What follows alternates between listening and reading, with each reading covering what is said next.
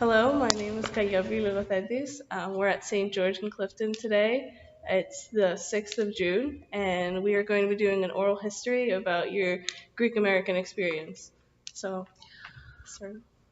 Well, I'm first generation. My parents were both immigrants. My father came to this country younger than my mother did.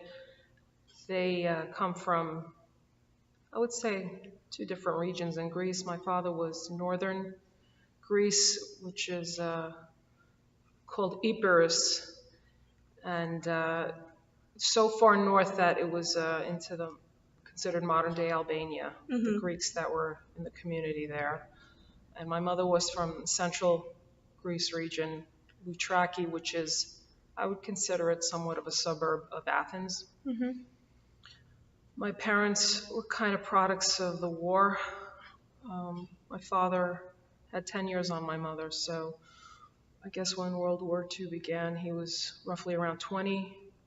My mother was roughly around 10. I could tell the war affected them to a great extent. Um, my dad came to this country, as I said, sooner. He had an uncle that was here already who brought him over. And I guess you could say he did it the hard way. He worked during the day, went to school in the evening, and got his accounting degree. At one point, he did want to become a priest. He was actually going to go to theology school and become one, but I don't know, along the way he decided that he was going to become an accountant, and he became an accountant, and a really good one too, I have to say. My mother came over probably, my dad was in his 20s when he came over. My mother came around 30. Her sister was here, had come here for she had to deal with something, and she brought her over. And my parents met. Then they married. My mother was a homemaker, and as I said, my dad was an accountant. And they were both, my mother and father believed in the church and believed in God. But I feel at times, I believe their faith was strong. They instilled some of that in my older brother and I. But I think they were the types that questioned and would often would question the teachings, but also would turn around and confirm it on their own and say, is there a God? Yes, there is a God. What we do is accountable. God is watching. That kind of, doctrine. I guess they held strong to. I was born in 1968. My brother was born in 1962, and we grew up in the Bronx. And it was a very nice upbringing. He had 6 years on me, my brother, somewhat of a gap. And it was a very, very nice childhood. We were right across from Van Cortlandt Park. And my father was an extremely loving individual. And I would pretty much say he was a very liberal man, cared about social and civil issues going on, cared about people, equal rights, and my mother believed that to a certain extent, but I would say she was a little bit more conservative. She had more of a conservative outlook, and I'd say they were more or less opposites. They were pretty much opposites. My mother had a lot of sass. She kind of ruffled feathers a little bit too much. And my father was extremely a diplomatic individual, but he would get his opinion across, I would say, in the most constructive ways. And I guess his concern with social issues and social injustices rubbed off on me pretty much. And I guess I became very into things that were not right with the world or with not right with people along the lines of anything discriminatory, etc. And I think it opened up my desire to become I guess, a journalist. I think I got a lot of that from him. I think that his belief in that everybody should be the same, everybody is the same, everyone should be treated as such. His whole philosophy, I think, rubbed off on me, and I think he really captured the essence of really the idea of being democratic and I guess being Greek. We believe we have roots in democracy, um, and I think that's why I emulated kind of the way his view was more so than I guess my mother's. And my dad was extremely educated. As I said, he did it the hard way. And I have to say he's been gone now 30 years. And today's his birthday, and I still get emotional from losing him while I was in college. So, and he told me a lot about his upbringing in that area in Greece and struggles. My mother had her struggles too. She was the youngest of 8. My father was the second oldest of 7. And but my mother, I think they were a little bit better off. Supposedly, my maternal grandfather had a dairy kind of establishment there, so they were okay. My dad grew up a little bit more humble, and I guess when you have struggled, you tend to, I think, have more empathy. That's just how I feel. I think you're more empathetic because you've been there, etc. And I feel I was very blessed with my influence of my dad's influence. I grew up in a very diverse apartment building in the Bronx. We had every walk of life there. We had all ethnicities in the building. Every one of them would give you the shirt off their backs. That's how these people were. I'm very lucky that I had exposure to all walks of life. And I think my dad kind of wanted it that way. He didn't want us secluded in an area. He wanted us to grow up around people with different backgrounds, my brother and I think, to have that kind of exposure. And I just remember, him greeting everyone, and maybe we had an elevator, and he'd greet people all the time, and basically what you saw was what you got. He was very friendly. He loved people, etc. My mother was a little bit more cautious. She was friendly enough, but my dad just took it to another level. And I still get a lot of people communicating me over like social media. If I put a picture up of him, they'll, I remember your dad. He was a wonderful man. And it always gets me. My mother was revered too, but my father just took it to a different level of outgoingness and just showing warmth and love to people, and etc. Our Greekness, I can't say I wore my ethnicity on my forehead. I kind of still don't. I believe in what George Carlin says. I just believe that, the fact that you're this, that, or is a biological accident in a way. Like he says, I never understood Irish pride, Italian pride, this pride. He goes, because pride, he say, is something reserved for what you do or what you accomplish, not something that you really technically had no control over. So I didn't necessarily wear my Greek pride on my forehead. And so, growing up, I had different, a lot of different friends that were, a lot of Jewish friends, Irish friends growing up. I wasn't really into too much of the Greek crowd. My mother, however, got me into the church via way of choir singing. So her and my aunt, my dad's first cousin, they religiously go every Sunday, and that's where I kind of got my roots in singing and choir. My mother felt I had a very good soprano voice, and in the beginning I was like, I'm not going. I don't want to go. I don't want to go. I have to go. I don't want to. And even to the point where I'm like, I don't know. I don't have much to do with Greek people. My friends aren't Greek. Why am I gonna go? And she's like, come. You're gonna like it.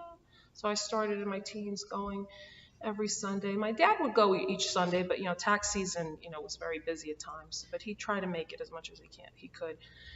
So that's where I got my roots in choir, and I actually ended up really, really liking it, and it became a love of singing spiritually, and it always stayed with me, and I still go, I still sing each Sunday, every Sunday, as much as I can. I try to come, and it's funny, I didn't wear my ethnicity on my forehead like I said, and I end up marrying the most possible individual of being Greek. He's like, I would say 150% Greek. My husband is, Greek, big fat Greek wedding. That's the father. That's who I married.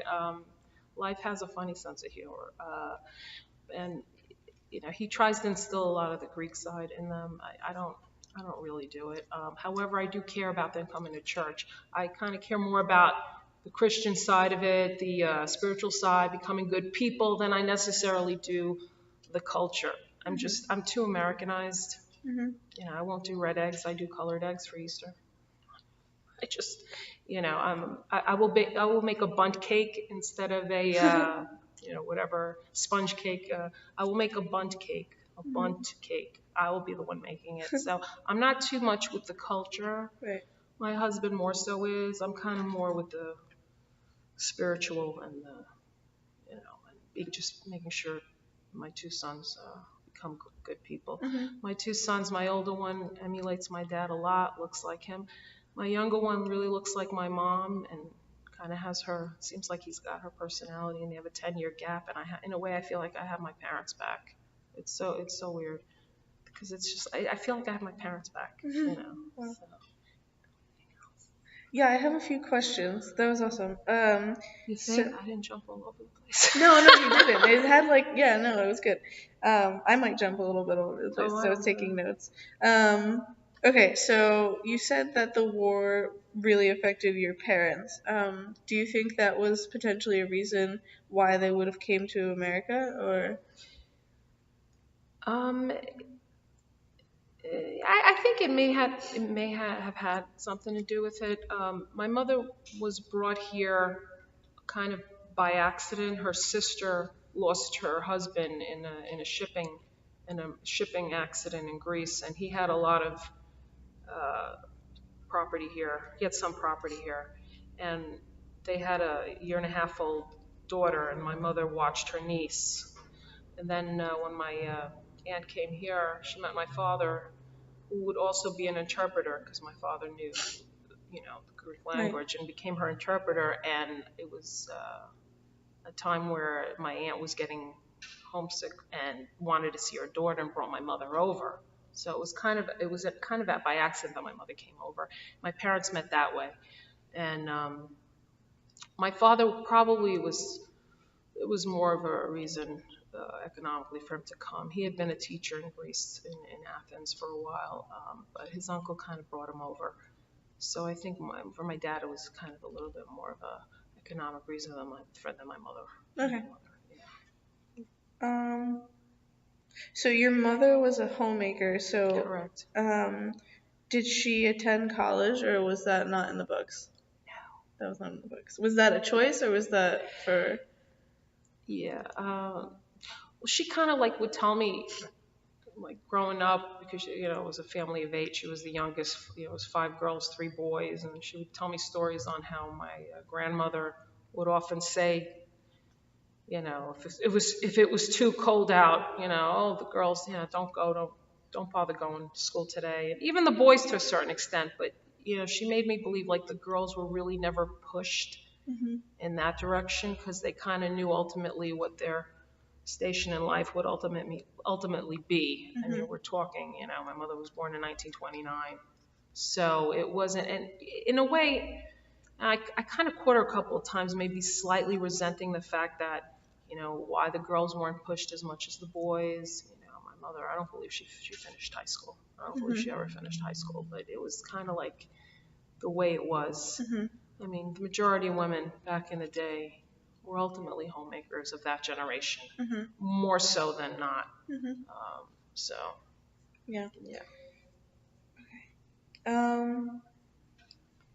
Oh, right. So you grew up in the Bronx. Did you get involved in that Greek community and that church? And I think there's a few churches in the Bronx There are a few here and there. here and Yeah. there. Yeah. Were you involved at all in that community, in the choir? Is that it? In the choir, yes. As I got older, a little bit more, I got involved with the YAL, the Young Oh, Adult the League. I young. don't believe it's active now. I wasn't really into Goya. Like I said, I was very staunch. I was with my non-Greek entourage. I have to say, at one point, I really didn't identify with being Greek. And I have to say, my older son has followed in my footsteps in that respect.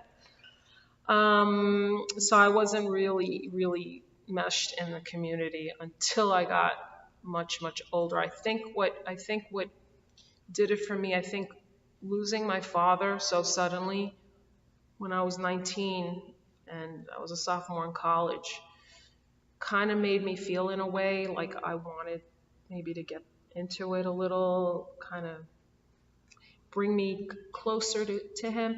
But he wasn't the type, like my parents never really pushed it on me Mhm. being Greek. Right. They never really pushed it on me. I never went to Greek school. I never, my brother did go to Greek. So they never really pushed it on me. And, you but I don't know, something got into me when I lost my father that I wanted to become even closer to the church, maybe the Greek, being Greek a little bit more so than before. Right.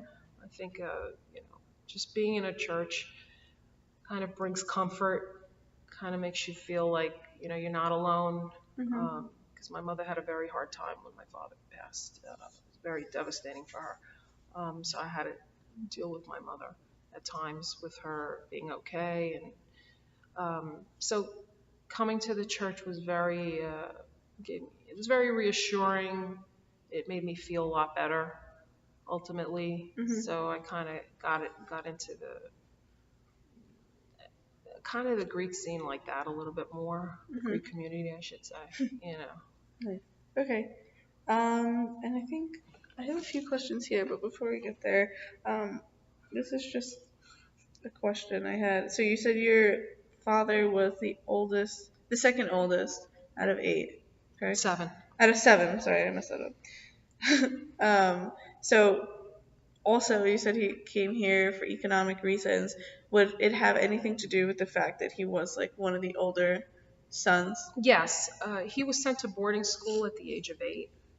And my father's story is very long winded, but I'll just say it in a nutshell. He was sent to boarding school at the age of 8, and his parents, his family felt he had the kind of a great future. They felt he was very, intelligent at a young age, and they sent him to Athens. I'm sorry, to northern Greece, I think, at a boarding school. And what's sad is that I think the borders closed. It was the communist dictatorship in Albania. The borders closed, and he remained apart from his family for many years. And they kind of put their kind of centered all their hopes, I think, on my father. For some reason, the family centered all their hopes on him, and he really, when he finally came here, got educated, started working, he started providing for a lot of them, from what I understand. And he was very much revered. And I didn't meet them until 2004. I met them all for the first time. Well, my father's extended family I had never seen. I had seen my mother's side of the family, but I didn't get a chance to see them until 2004. It was the fall of the communist bloc countries in the late 80s, Mhm. where the borders opened up. But I just didn't get this chance to meet them until 2004. And Mhm. they really, it was very touching how a lot of the stories they told me. Yeah. I'm sorry.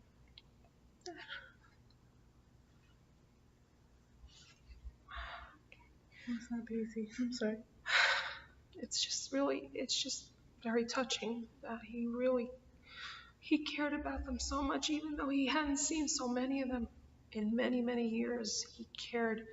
The extent of his caring for people was just amazing to me. So I'm allowed to cry. Yeah, of course. So yeah, so they centered. It was kind of the older sons. A lot of their hopes and dreams, and to help the family was centered on a lot of the older sons. Nice. My father was, Okay, so I'm gonna ask you some more questions about you now, so if that's okay. Sure. Okay, so so you've gone back to both where your parents lived, or just Only where my mother resides from, and my husband's region, which is Peloponnesus by Sparta. It's called mhm. Laconia, Okay. the Laconia area, Mhm. town called Alika. I've been there. My husband's taken me down there with our kids. And I didn't go up to northern Ipitos, but I dream of one day that I will go, because I have some relatives, some in Maine that have gone, Mhm. you know, Greek American like me. I have Yeah. second cousins that have gone, and it's a really beautiful region. I Mhm. really want to go one day. Yeah. I hope so. I don't know if I will, but they say, like, I heard that they've really fixed roads very nicely, that you can go up there now in a matter of a few hours now Yeah. from Athens. You can literally, the roads that they've constructed finally Pretty are great. really great. Transportation has really come along Yeah. overseas in Greece. Yeah. Yeah. Um, so you had some time that you spent there, like on vacation. Can you say something about the differences between, the American lifestyle here and the Greek lifestyle here, and kind of like that connection, or maybe the difference even between the two? I would say in a nutshell that, and I have to say for Europe in general, and I think it still holds true today, that we live here to work and they work to live. And I think that's a very true statement and analysis. The essence of the Greek spirit is to enjoy life and to be with friends and family, and as much as possible. Life's short. I think they get that there. Europeans get it. They get it. Um, Unfortunately, I think for us here in the States, it's always just on our radar to improve economically and to try to meet the cost of living. The cost of living that has definitely spiraled out of control, is hurting families, and the essential problem of the under distribution of wealth is one of the real social ills that are happening right now, whether people want to acknowledge it or not. Uh, People breaking their backs and they can't make it. They have to work 2, 3 jobs. Mm-hmm. When are they going to have time to enjoy anything? Mm-hmm. Um, and it's the inequities and the excesses of the haves and the have-nots, and I think greed. And I think greed is definitely a problem that's, I guess, everywhere in the world. But I think that it's especially holds true in this land we live in. If I can put it any more milder. And Greece is in the Mediterranean's economic downturn.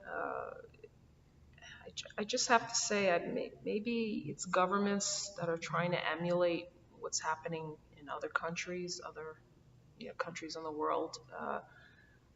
I just feel that despite their challenges in recent years with their financial troubles, I think that the spirit is still alive, and I think hopefully one day they will get themselves out of the hole eventually. And I think a lot of the refugees, people that are leaving their homelands because they're forced to. I think a lot of them need to be helped, and I think all of Europe should be helping, and it shouldn't just be isolated to the Mediterranean countries. So overseas, they've had their share of challenges, definitely, like we have.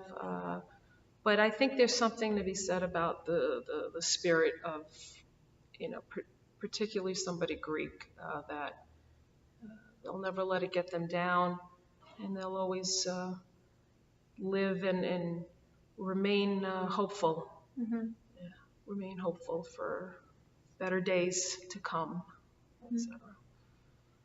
I hope I didn't really rag on things here. No, no, you're good. I hope that I didn't, criticize No. our life here too much. No, you're good. It's funny because you're the third person to say that. No. Really? Yeah. Oh.